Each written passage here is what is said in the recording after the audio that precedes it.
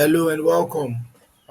This video is about creating your quantitative questions. Okay, so the pattern we're going to be using is that I'm going to pick one of all these questions, one example, and I'm going to reproduce it. Okay, so let's delve into it. Once before we continue, my name is Okunomebudin.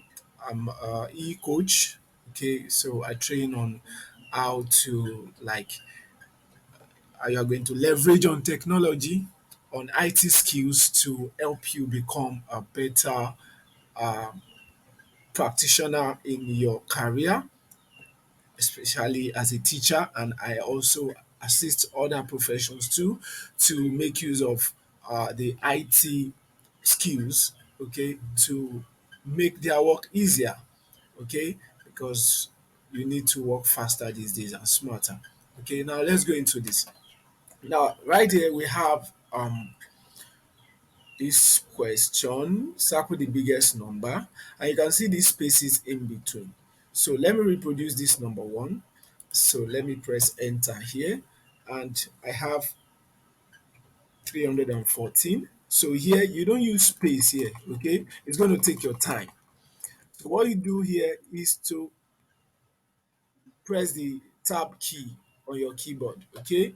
Let me show you what I mean by that. This is your tab key, okay?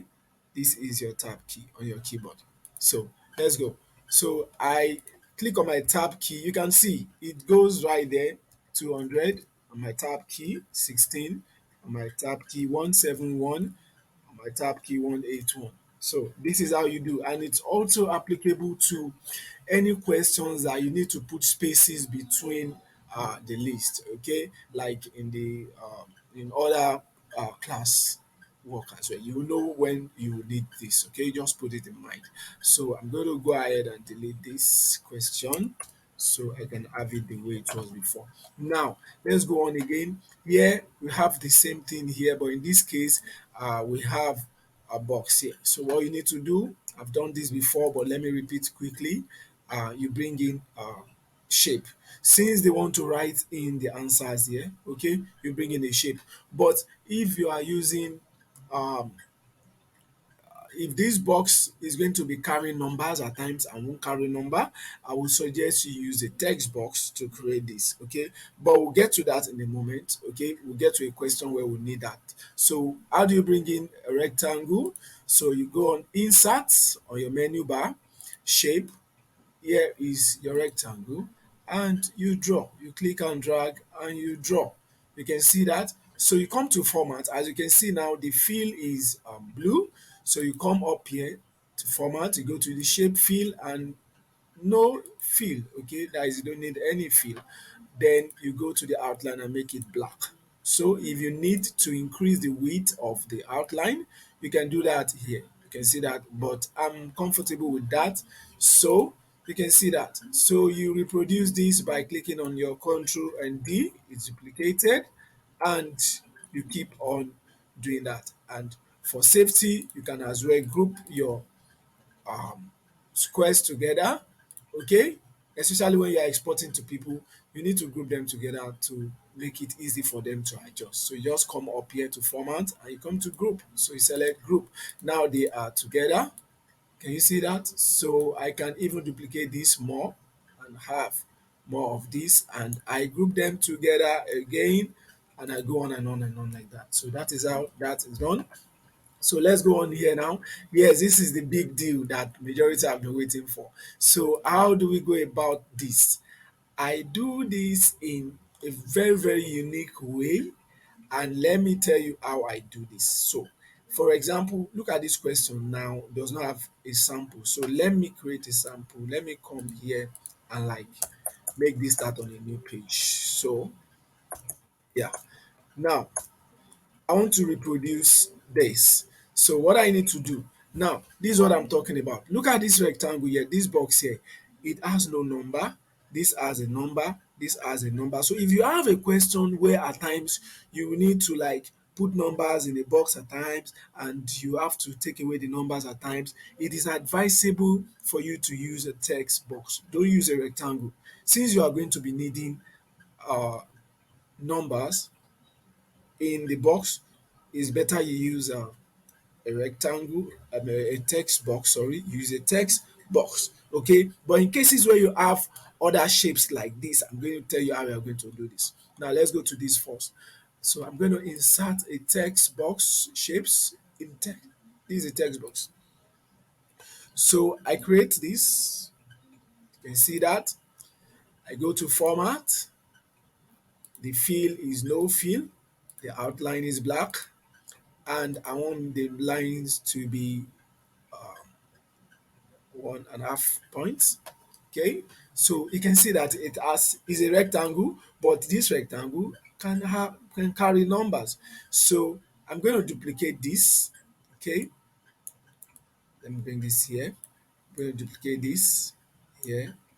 How did I do that? You are going to you click on this and you right click and drag, or you simply use your control D, control and D. You can see that's duplicated, but I like using my right click and drag. When I release, copy. Okay, I'm used to this anyway. And if you are comfortable with the control D, okay, you can go ahead and use that. Now, supposing when I'm drawing, when I'm moving this and I'm like, this one is higher than this and I want them to be on the same level, you click on this, you hold down shift and click on the second shape, come to format, then you come under alignment, you're going to align both to the top. You can see now they are on the same level. Can you see that? So I can group that.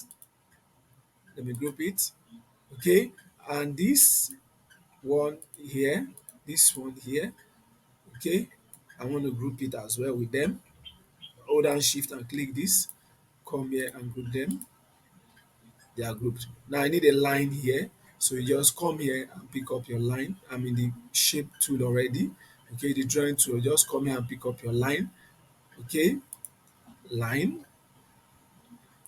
I'm going to draw my line here. I hold down shift to make a straight line. Okay, now I'm going to format the outline of that to black and make the width 1.5 points. So I want to create another line. This time around is going to be an horizontal line from here to here. That way I'm going to format that to this and black. Now I need to move this with my arrow keys. Yes. Let's see what we got here. You can see that. Let's go upward a little bit. I think it's awesome now. So don't forget to group that 1, 2, and 3. So you group them together. Now, what you do in addition is that this numbering 21, 22, 23, or sample, whatever it is, I also, from this group, you can duplicate this to here to serve as your numbering. Okay, and notice this, when you click on this and move, they move together. This is what I love about it.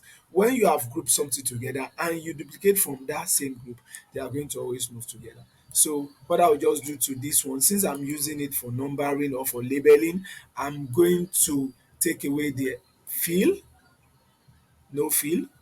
I'm going to take away the outline, no outline.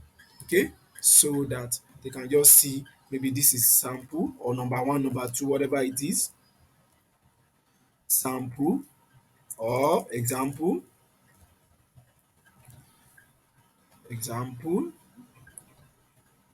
So you can see that this is how it's going to look like. So simple. So I can put in numbers here that this is 50, this is 20, and this is 30.